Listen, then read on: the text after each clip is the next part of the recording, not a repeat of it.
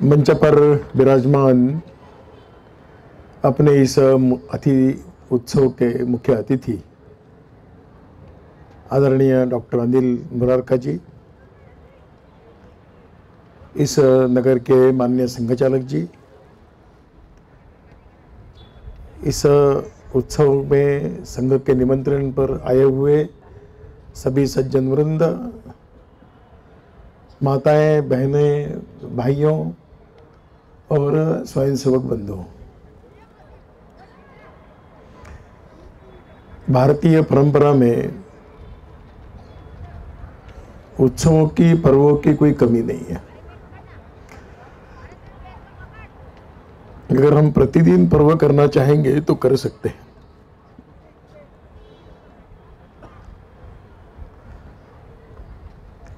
लेकिन राष्ट्रीय स्वयंसेवक संघ ने कुछ विचार करते हुए कुछ दिन तय किए, कुछ उत्सव तय किए।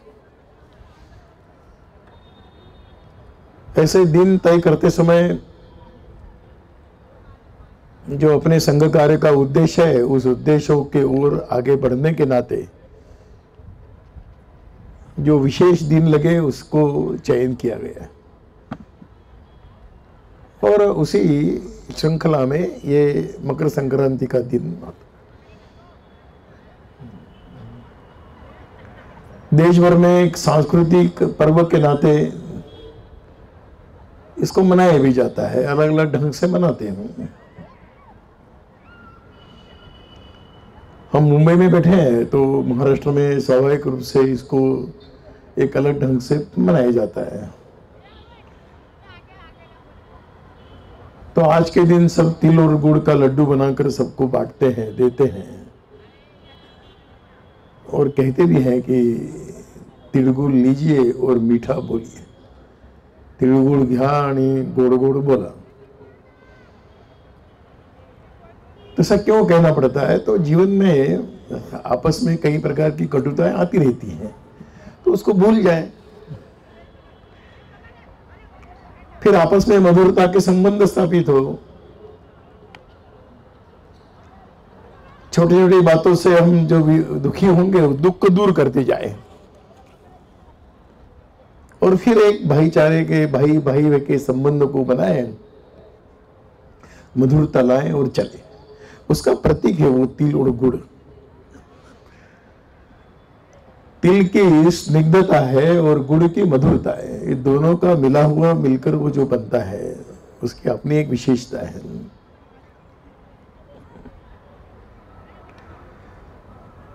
संघ भी यही चाहता है। भगवत प्रारंभ से एक अत्यंत सकारात्मक विचार लेकर संघ का कार्य प्रारंभ हुआ, किसी के विरोध में नहीं। लोग पूछते हैं बहुत बार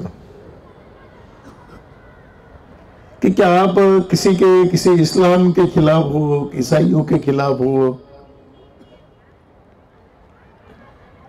तो अपने प्रारंभ से अपने संघ संस्था लोग भी कहते हैं कि हम किसी के विरोध में नहीं है। हम तो हिंदू समाज के जो कुछ कमियां हैं उसको दूर करने के लिए काम कर रहे हैं, हिंदू समाज के बीच काम कर रहे हैं। बिखरा हुआ कौन है? तो हिंदू समाज है।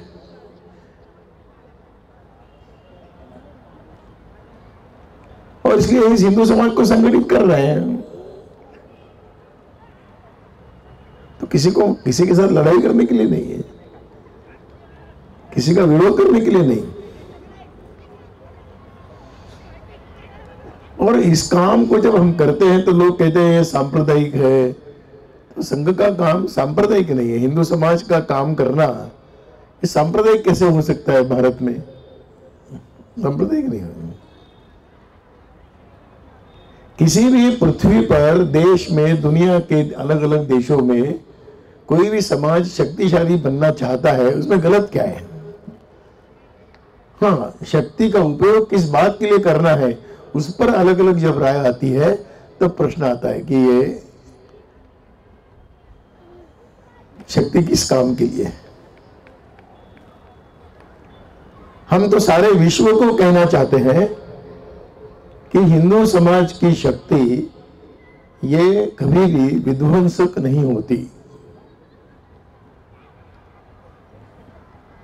ये दुर्बलों की रक्षा करने के लिए होती है।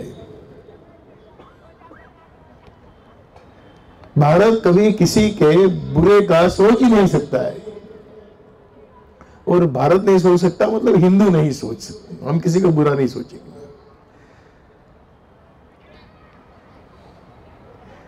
हजारों वर्षों का अपना इतिहास है कि हम देते आए हैं, हम लेने के लिए कभी गए नहीं। हम अगर गए हैं तो देने के लिए गए, ज्ञान देने के लिए गए, संस्कार देने के लिए गए, परंपराएं देने के लिए गए, अच्छे विचार देने के लिए गए। और इसलिए अपने यहां से लोग साधु संत गए दुनिया के देशों में, तो शस्त्र लेकर नहीं गए, तो शास्त्र लेकर गए। हम शस्त्र लेकर नहीं गए कभी भी। कोई भी इतिहास के पन्ने पलट कर देखे कि भारत की सेना किसी दूसरे देश पर आक्रमण करने के लिए गई हो, ऐसा एक भी उदाहरण नहीं है। इसका मतलब है कि हमने आत्मरक्षा के लिए लड़ाई नहीं की। क्या लड़ाई की है? आत्मरक्षा के लिए की है, आत्मसम्मान के लिए की है। और इसलिए इस प्रकार का किसी समाज का शक्तिशाली होना उस समाज की आवश्यकता रहती है। और इसलिए यह हिंदू समाज का संगठन, हिंदू समाज को जागरूक करना, हिंदू समाज को शक्तिशाली बनाना, ये कोई छोटा काम नहीं, कोई संकुचित नहीं, किसी के विरोध में नहीं। तो हम कहते हैं कि ये अत्यंत सकारात्मक है, एक पॉजिटिव अप्रोच लेकर अपना ये कार्य चला है। जब हम आज की अपनी अवस्था देखते हैं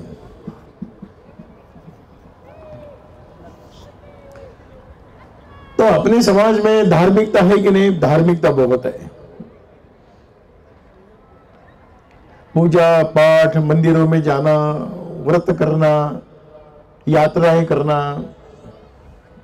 कठिन से कठिन यात्राएं करना। फिर वो अमरनाथ की यात्रा करने के लिए जाता है, कोई सोचता नहीं है कि मुझे वहां पर कुछ तकलीफ होगी, कोई किसी का हमला होगा, कोई आतंकवादी आएंगे, कोई सोचता नहीं है। वो जाता है, निर्भय होकर जाता है। उसके मन में एक ही रहता है कि बाबा अमरनाथ की यात्रा करेंगे, दर्शन करके आएंगे। अभी गत वर्ष प्रयाग में कुंभ हुआ। एक 30-40 दिनों के उस कालखंड में, और उसमें भी एक 5-6 पर्व आए थे विशेष। उन विशेष पर्वों को करोड़ों लोग आए। किसी ने भी ये नहीं सोचा कि वहां जाएंगे तो व्यवस्था क्या होगी, रहने के लिए कहां मिलेगा, खाने के लिए मिलेगा कि नहीं, कोई सोचा नहीं। गए वहां पर, गांव से गए, पढ़े लिखे गए, अनपढ़ गए, किसान गए, मजदूर गए, उद्योगपति गए, व्यापारी गए, महिलाएं गई, पुरुष गए, वृद्ध लोग गए। क्या मिला? तो ऐसा ये अपना देश इस प्रकार से धार्मिक तो है, सब प्रकार के कष्ट उठाते हुए व्रत करता है। तो धार्मिकता में कोई कमी नहीं थी। तो क्या विद्वत्ता में कमी है? नहीं। आज भी दुनिया के अलग अलग देशों में भारत के लोग गए हैं, वहां कोई प्रोफेसर बने हैं, कोई वकील बने, बड़े बड़े चिकित्सालय भारत के लोग दुनिया के अलग अलग देशों में चलाते हैं। और विशेषतः जो ये आईटी का क्षेत्र माना जाता है, उसमें तो भारत के युवक अन्य देशों में बहुत बड़ी संख्या में गए हैं।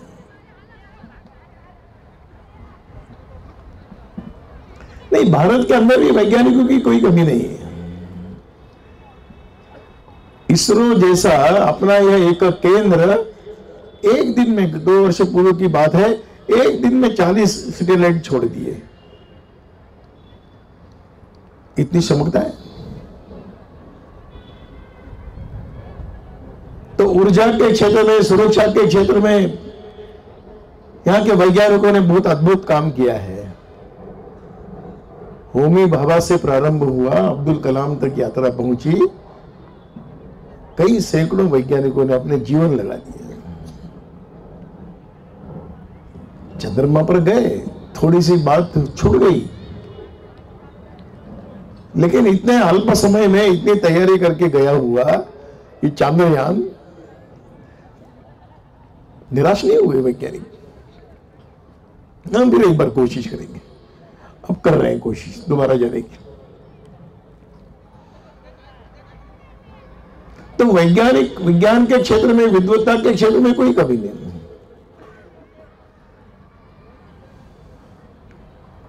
तो क्या अपने आध्यात्मिक साधना में कभी क्या नहीं? आज हम देखते हैं कि कई प्रकार के और आध्यात्मिक क्षेत्र में मार्गदर्शन करने वाले मिलते हैं, हजारों की संख्या में लोग जाते हैं,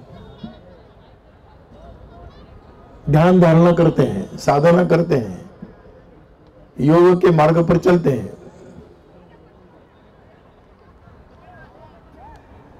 हम सब जानते हैं श्री श्री रविशंकर गुरु जी है, उनके शिष्य कौन है? तो कई युवा उनके शिष्य हैं, कोई बूढ़े लोग नहीं, वयस्क लोग नहीं, गए युवक गए कि नहीं आध्यात्मिक मार्ग पर चलेंगे।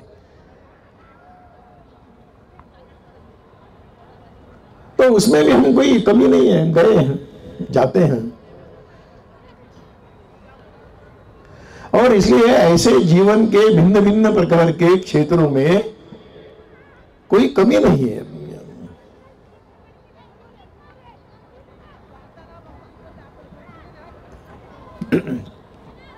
फिर प्रश्न आता है कि कमी क्या है? तो ऐसा श्रेष्ठ गुणों का, क्षमताओं का ये समाज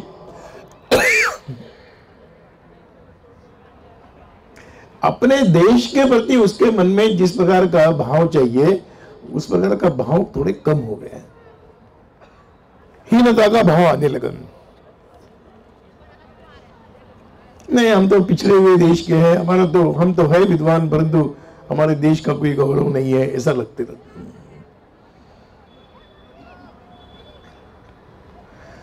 और महर्षि अरविंद ने एक स्थान पर कहा कि अपने देश की अगर कोई कमी है तो हम अपनी इस मातृभूमि के प्रति अज्ञान है अपना।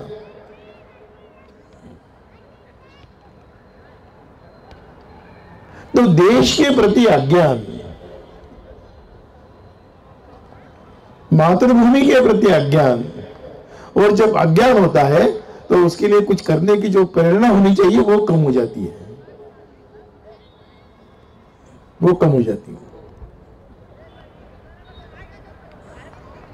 वास्तव में इस पूरे दुनिया में देश को, धरती को मां कहने वाला केवल भारत है और कोई नहीं है। तो ये बात हम कहेंगे, अपने देश को माता के रूप में मानेंगे और उसके प्रति जो अपने कर्तव्य है उस कर्तव्य को भूल गए।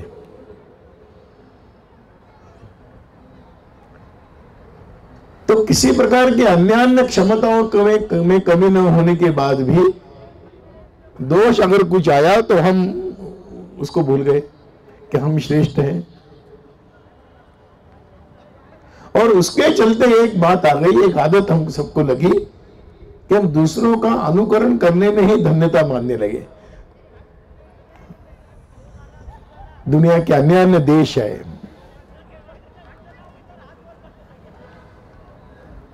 उसको श्रेष्ठ मानने लगे, उनको बड़े मानने लग गए, उनका अनुकरण करने की इच्छा मन के अंदर जगने लगी। अगर आवश्यकता है तो हमें अपने आप को पहचान कर खड़े होना, इसकी आवश्यकता है। हम श्रेष्ठ हैं, हम कम नहीं है, इसको एक करने की आवश्यकता रहेगी। भिन्न भिन्न प्रकार की शक्तियां, असुरी शक्तियां दुनिया में रहती है। तो ऐसा श्रेष्ठ होने के बाद भी अपना स्मरण न रहने के कारण हमारे अंदर थोड़ी कायरता आ गई, हम डरपोक बनते गए। पुरुषार्थ को जगाना है, निर्भय बनना है।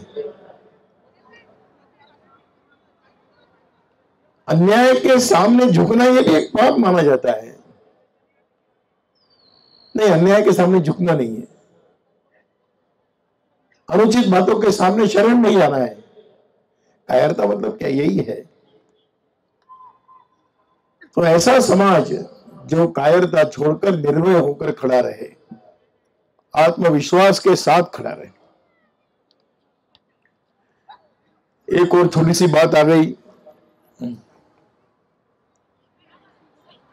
कि अपने भोगवाद के शिकार हम बनते गए, जाने अनजाने में अर्थ को जीवन में महत्व आ गया, पैसा ही सब कुछ है, पैसा कुछ है, यहां तक तो ठीक है, पर सब कुछ पैसा ही है। और जब ये विचार जब प्रभावी बनता है तो चाहे जिस मार्ग से भी क्यों न हो, हम पैसा कमाएंगे। तो मूल्य छूटते गए, नैतिकता छूटती गई, कहीं ना कहीं उसमें क्षरण हुआ।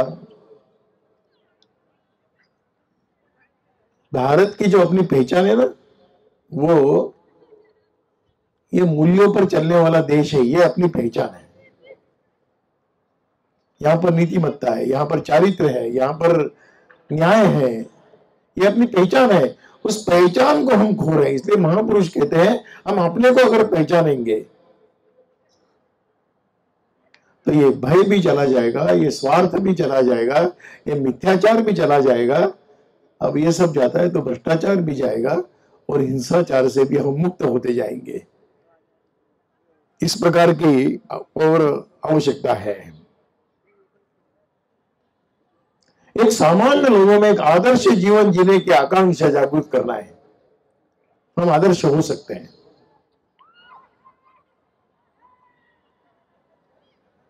क्योंकि हम कहते आए हैं कि हम ईश्वरीय अंश है, हम ईश्वर के पुत्र है। ये देश भी देवताओं का देश है।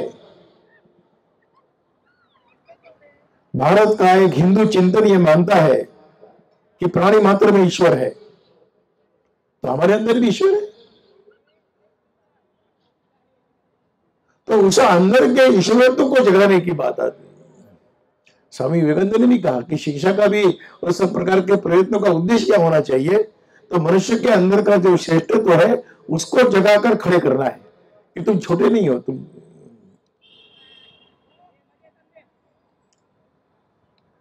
और हम इस प्रकार की मान्यता को लेकर चले कि हम कभी समाप्त होने वाले नहीं है। ये भाव मन के अंदर जगाना पड़ेगा, हम समाप्त होने वाले नहीं। इस भारत का वर्णन करते समय कहा गया ये भारत मृत्युंजय भारत है, भारत कभी समाप्त नहीं होगा। तो भारत में रहने वाले भी कभी समाप्त नहीं होंगे। और दुर्बलता आ जाती है, उसको दूर करना है बस। इसलिए भारत को कहा गया मृत्युंजय भारत, और रहने वाले अपने आप को मानने लगे कि हम अमृत पुत्र है, हम कभी खत्म नहीं होगी। और इसलिए आज जो कुछ छोटे मोटे दोष आए होंगे, उन दोषों से मुक्त होकर एक आत्मसम्मान और आत्मश्रेष्ठत्व का भाव हम सबके अंतःकरण में जागृत करते हुए हम अपने कर्तव्य का पालन करने वाले बनेंगे। अनिल जी बता रहे थे स्वच्छता का विषय आता है। कभी कभी हमें एक लज्जा का अनुभव होता है।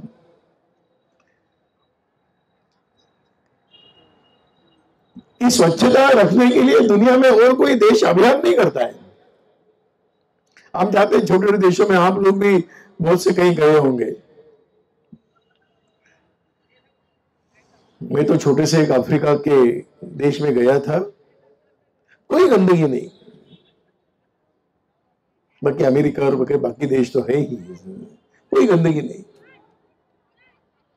पर भारत में हम देख रहे हैं कि एक देश के नेतृत्व को, सबको एक आह्वान करना पड़ता है कि भाई गंदगी दूर करो, गंदगी मत करो, कहना पड़ता है। क्या गंदगी न करो ये सिखाने की आवश्यकता पड़नी चाहिए? तो बड़ी संकोच होता है कहते समय। इतने प्रधानमंत्री कहते भी है कि अगर इस देश का एक एक व्यक्ति अगर संकल्प कर लेगा कि मैं गंदगी नहीं करूंगा, तो देश गंदा क्यों होगा? एक हर व्यक्ति ने एक ही संकल्प करने के होगा।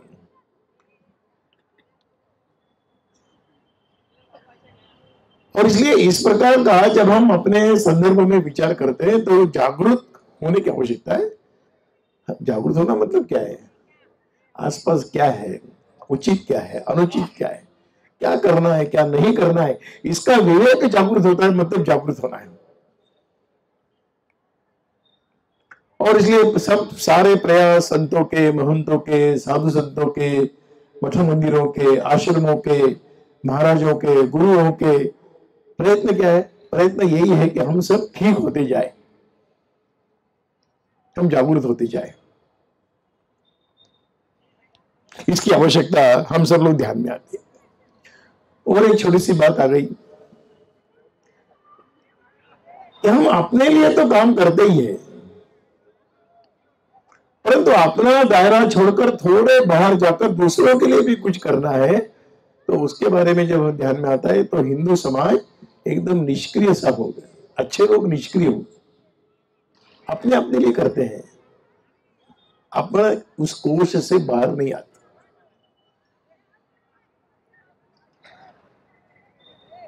तो निष्क्रियता, जब भारत में हम अपने आसपास का दृश्य देखते हैं ना, तो हम सबको एक बात ध्यान में आती है कि अगर भारत में निष्क्रिय अगर कोई है तो जो अच्छे लोग हैं वो निष्क्रिय है, सज्जन लोग निष्क्रिय है। वो किसी की झंझट में नहीं पड़ते, न इधर देखते न उधर देखते हैं, सीधे जाते हैं सीधे आते हैं, अपना अपना काम ठीक करते हैं, बस।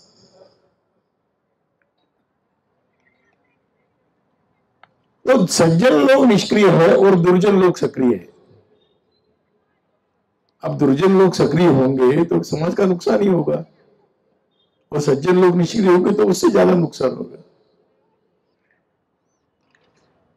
इसलिए आवश्यकता क्या है, आवश्यकता यह है कि सज्जन लोग हाथ पे हाथ धर के बैठे न रहे, निकले बाहर, अपने समाज के लिए कुछ करने वाले बनेंगे। देश हमें देता है सब कुछ, हम भी तो कुछ देना सीखे। इस प्रकार का एक संस्कार, इस प्रकार की निष्क्रियता को दूर करते हुए अपनी बुद्धिमत्ता, अपनी क्षमता, अपना धन, अपना मन ये समाज के लिए लगाएंगे, समाज के काम के लिए लगाएंगे।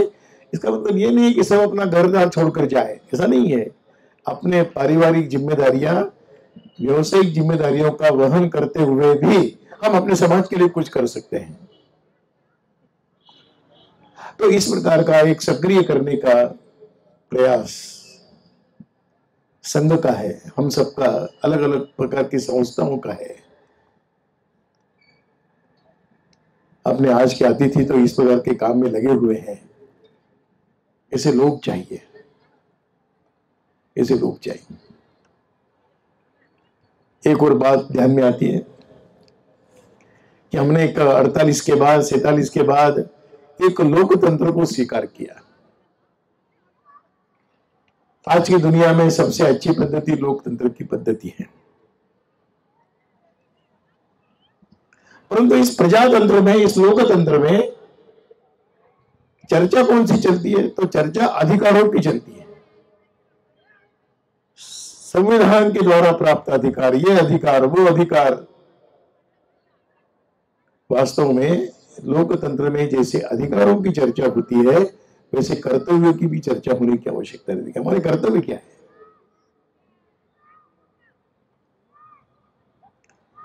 कर्तव्य और अधिकार दोनों का मिलकर चलने की आवश्यकता रहती है। अगर धर्म कुछ है तो धर्म की परिभाषा करते हुए कहा कि जहां पर अधिकार भी है, कर्तव्य भी है। और सोचना यह पड़ता है कि हमारे कर्तव्य के पालन में दूसरों के अधिकार सुरक्षित होते जाते हैं। अगर माता पिता अपने कर्तव्य करते हैं तो बेटों के अधिकार सुरक्षित होते हैं। बेटे अपने कर्तव्य का पालन करते हैं तो अपने माता पिताओं के अधिकार सुरक्षित हो जाते हैं, अधिकार मांगने की आवश्यकता नहीं पड़ती। राजा अपने कर्तव्य का पालन करेगा तो प्रजा के अधिकार सुरक्षित होंगे। प्रजा अपने कर्तव्य का पालन करेगी तो राज्य सुरक्षित होता जाएगा, अधिकारों से बढ़ता जाएगा। परंतु होता उल्टा है, हम अपने अधिकारों के लिए झगड़ते हैं और कर्तव्य के प्रति उदासीन रहते हैं। जब प्रजातंत्र में इस धर्म का जब क्षरण होता है तो प्रजातंत्र होने के बाद भी राजा कितना भी श्रेष्ठ होने के बाद भी अगर समाज उस प्रकार का जागरूक नहीं रहा, कर्तव्यों का पालन करने वाला नहीं रहा, तो राजा कितना भी श्रेष्ठ हो, राज्य में उस प्रकार का परिवर्तन आने की संभावना नहीं। इसलिए आवश्यकता क्या है?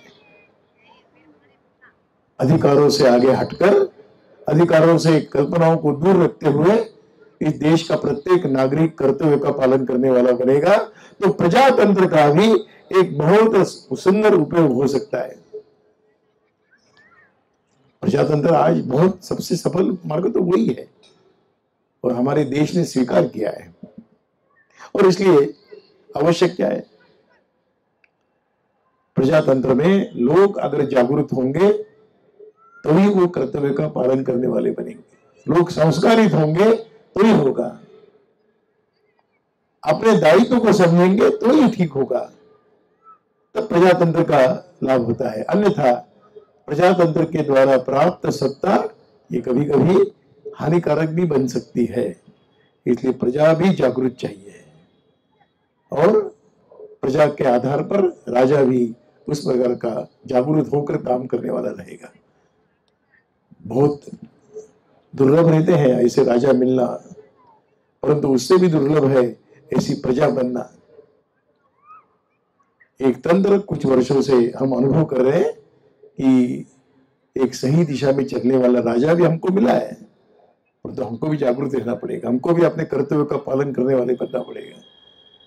और इसलिए इस प्रकार के और लोकतंत्र को अगर सफल करना है तो हम सबको सामान्य से सामान्य, अनपढ़ हो, पढ़ा लिखा हो, पैसे वाला हो, गरीब हो, गांव का हो, शहरों का हो, उद्योगपति हो, मजदूर हो, सबने अपने अपने कर्तव्य को समझकर चलने की आवश्यकता रहेगी। एक बात और मैं कहना चाहूंगा कि आज हमारे सामने प्रश्न अवश्य है। जिस प्रकार का हमारे यहां पर मूल्यों में क्षरण आया है, आज हमारी बहु बेटियां, युवा लड़कियां अपने आप को असुरक्षित अनुभव करती है। रोज हम समाचार पत्र में पढ़ते हैं कि किस प्रकार के अत्याचार महिलाओं पर होते हैं। क्या ये अपने भारत जैसे देश के लिए क्या ये गौरव की बात है? क्या सम्मान की बात है कि लज्जा की बात है? जिस देश में महिलाओं को मां के समान देखना चाहिए ये बताया, वहां पर महिलाएं असुरक्षित कैसे हो गई? जिस देश में लक्ष्मी की, दुर्गा की, सरस्वती की पूजा होती आई, जिस देश में झांसी की रानी पैदा होती आई, अहिल्याबाई होलकर बनती गई, रानी दुर्गावती बनती गई, जिस देश में कल्पना चावला जैसी वैज्ञानिक भी बनती गई, उस देश में लड़कियों को जन्म लेने से रोकने का पाप करने वाला समाज कैसे बन गया? क्यों कन्या भ्रूण हत्या होती है? क्या ये अपने समाज के लिए गौरव की बात है? गौरव की बात तो नहीं। आज अगर हम देखते हैं आसपास,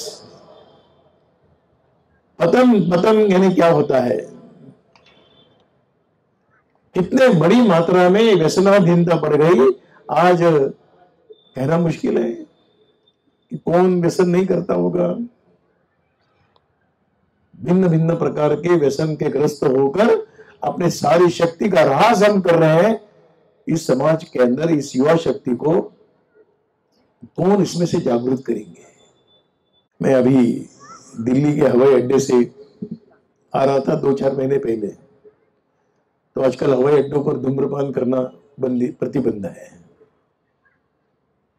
परंतु जिनको धूम्रपान करने की इच्छा रहती है उनके लिए एक कोना बनाते हैं, उस पर लिखा लेता है स्मोकिंग जोन। नो स्मोकिंग तो सब दूर है, जिनको धूम्रपान करना है वो वहां जाकर करें। मैं तो पास से गुजर रहा था, मैंने देखा कि वहां पर सब धूम्रपान करने वाली सभी लड़कियां थी, सभी लड़कियां थी। गुड़गांव, दिल्ली के आसपास के क्षेत्रों में हम जब देखते हैं तो रात को अगर हम बाहर निकलेंगे दृश्य देखने लायक नहीं रहता है। तो जिस समाज में संस्कार, जिस समाज में मूल्यों पर चलना, अशुद्ध आचरण की बात हम कहते आए, उस समाज में इतनी बड़ी मात्रा में व्यसनाधीनता हुई और उसको ही आधुनिक मानने लग गए। ये क्षरण कैसे रोकना है? तो उसके लिए संस्कारों की आवश्यकता रहती है, शुद्ध जीवन के संस्कारों की आवश्यकता रहती है। भिन्न भिन्न प्रकार के मार्गों से करना पड़ेगा। और एक विशेषता अपने भारत की रहेगी जिसके बारे में भी हमें बहुत कुछ सोचने की आवश्यकता है।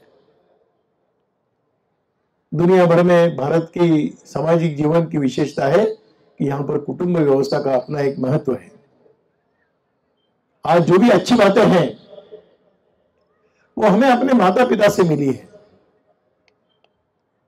पीढ़ी दर पीढ़ी जो अच्छी बातें आती गई, परंपराएं आती गई, संस्कृति आती गई, मूल्य आते गए, वो पुस्तकों से नहीं मिले। वो हर माता पिता अपने बच्चों के अंदर संक्रमित करते रहे। इस प्रकार की अपनी कुटुंब व्यवस्था बड़ी मजबूत रही है। लेकिन आज उसमें भी क्षरण आया है। आज अगर हम न्यायालय में जाकर देखेंगे तो सैकड़ों की संख्या में पति पत्नी को विभक्त होना है, एक दूसरे से अलग होना है, इसी के मामले चलते हैं। और इसमें नहीं होंगे और माता पिता रहेंगे तो बच्चों की चिंता करना, बच्चों को संस्कारित करना यानी क्या है, इसके बारे में माता पिताओं को भी अज्ञान दिखाई देता है। वो कहते हैं वो तो विद्यालय की जिम्मेदारी है। विद्यालय कहता है कि बच्चों को संस्कार देना है, तो हमारी जिम्मेदारी नहीं, हम तो उनको विज्ञान पढ़ाएंगे, गणित पढ़ाएंगे, अंग्रेजी पढ़ाएंगे, भाषा पढ़ाएंगे, ये हमारा काम है। बच्चों को संस्कार करना है तो माता पिता का काम है। तो विद्यालय माता पिता पर छोड़ रहा है, माता पिता विद्यालय पर छोड़ रहे हैं। इस प्रकार की जो एक व्यवस्था में जो बिखराव आया, तो ये जो घर में संस्कार मिला करते थे वो कौन देंगे? फिर उसमें एक बार फिर उसको जगाने की आवश्यकता है। इसलिए कुटुंब के सब प्रकार के आज परिवारों में जो भी कुछ कमियां दिखाई देती है, अगर वो ठीक समय पर ठीक हमने नहीं किया तो एक बहुत बड़ी अपनी एक शक्ति की जो केंद्र है परिवार, वो एक बिल्कुल दुर्बल केंद्र बन जाएगा और फिर अपने समाज का जो नुकसान होगा वो रोकना बड़ा मुश्किल है। और इसलिए इस प्रकार की सारी बातों का विचार, बाकी विदेशी शक्तियों से कैसे लड़ना है, क्या क्या नीतियां करना है, वो तो सरकार का काम है, वो सरकार करेगी। और समाज में इस प्रकार का जागरण, समाज एक शुद्ध रूप में खड़ा रहे, ये तो काम सामाजिक संस्थाओं को करना पड़ेगा, धार्मिक संस्थाओं को करना पड़ेगा, जाति बिरादरी की संस्थाएं रहती है उनको करना पड़ेगा, हम सबको मिलकर करना पड़ेगा। ये कायदे से नहीं होगा, संविधान से नहीं होगा। और इसलिए इस प्रकार के समाज के जो शक्ति के केंद्र है वो जागरूक होकर खड़े होने चाहिए। कुछ समस्याएं आज भी है।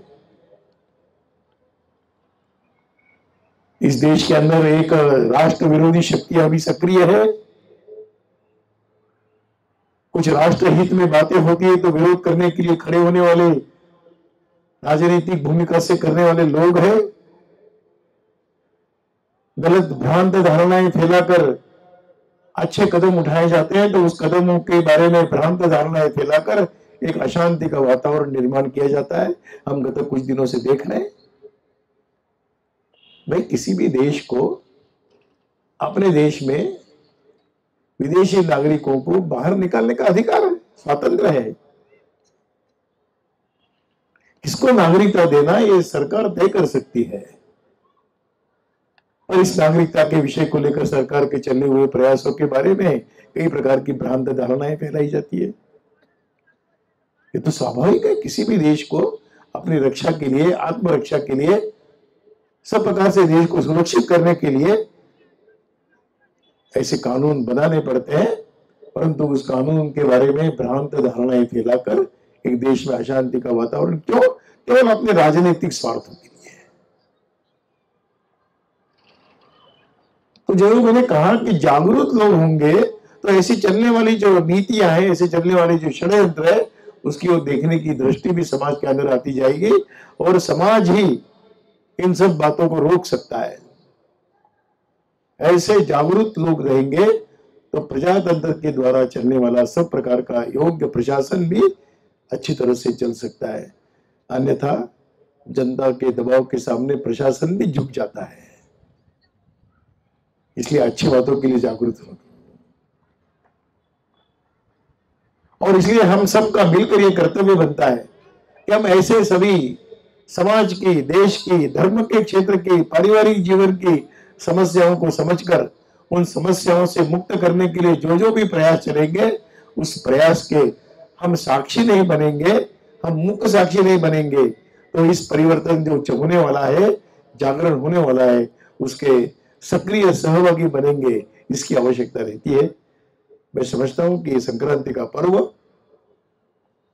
अंधकार का समय कम करते हुए प्रकाश का समय बढ़ता है। इसके बाद ये पर्व प्रारंभ होता है और इसलिए हम इसको भी ध्यान में लेकर देश के सामने आज जो भी प्रश्न है, इन प्रश्नों को समझकर उसमें एक सामान्य देश के नागरिक के नाते मुझे क्या करना है, इसको समझकर और अपने समाज के प्रति अपने कर्तव्य को समझकर अपने दायित्व का निर्वहन करने वाले हम सब बने। यही आज के इस अपने मकर संक्रांति का संदेश है। आप सबको इस मकर संक्रांति की शुभकामनाएं। तिलगुल मिलेगा, तिलगुल लेकर जाइए, पर मीठा बोलने के साथ साथ स्वसाफ भी बोलिए, सत्य भी बोलिए, स्पष्ट भी बोलिए, जो आवश्यक है वो बोलिए, जो उचित है वो बोलने का आग्रह करिए। तब जाकर हम अपने ही इस बल के द्वारा सारे समाज में भी परिवर्तन ला सकते हैं। इस विश्वास को संकल्प के रूप में हम लेकर चले। इसी निवेदन के साथ आप सबको फिर एक बार मकर संक्रांति की शुभकामनाएं देते हुए मेरी बात पूरी करता हूं।